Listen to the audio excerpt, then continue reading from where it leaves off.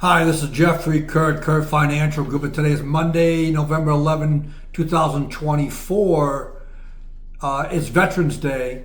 The markets are open, but first, looking at Veterans Day, it was the 11th hour of the 11th day of the 11th month that World War I ended, and it was named Armistice Day.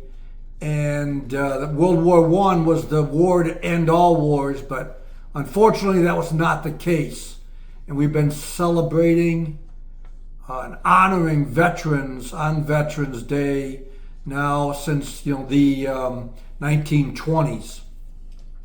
So to all veterans who might be listening, thank you for your service. And I think it's important to try to support veterans with their daily struggles for those who are struggling, and support the programs that try to help them. So today, the stock market is trading, bond market closed, banks closed, and like that. So I want to touch upon, as we do on Mondays, the calendar ahead. Really, just two items to highlight this week is CPI on Wednesday, and then jobless claims, the weekly number of jobless claims on Thursday, which is, again, being watched for a sign of the strength of the employment jobs market.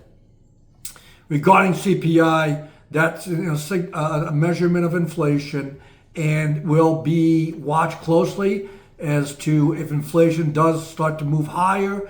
It kind of restricts the Fed in terms of doing future interest rate cuts.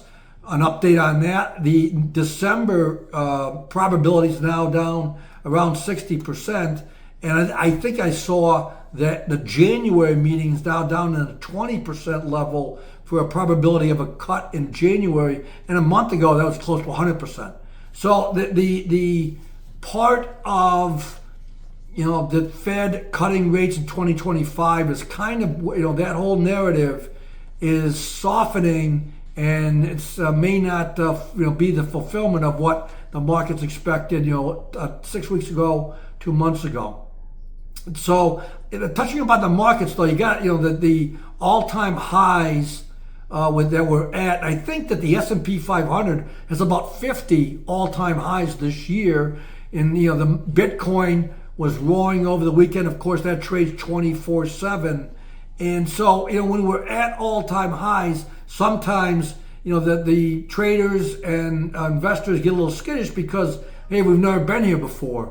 But I think the setup is important here. And after the historic week last week, there was a lot of hedging, as I've said before, hedging and insurance placed on positions by the institutions and traders. And as that has unwound, I think it's really been some fuel for this rally higher in stock prices. Of course, that then brings in algorithms and other momentum chasers and like that. But the point is that we could see more unwinding from what I read and understand, that so that could push even prices even higher, and then you get into perhaps a year-end rally.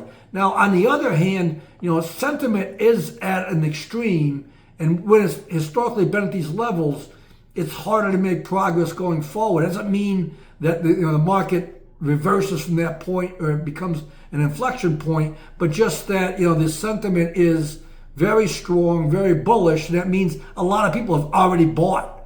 So who's left to come in and buy? One of the questions, and also being the overbought conditions that the usually markets kind of have a retracement or a correction or even a sideways move before another leg higher. But we'll see, because I think, again, there's a lot of news, and again, we're in historic times and at historic levels in the market. So we'll be back on Wednesday after the CPI number, report back to you on that. Thank you for listening. Thanks to all veterans for service, and we'll be back on Wednesday. Thank you again. Goodbye.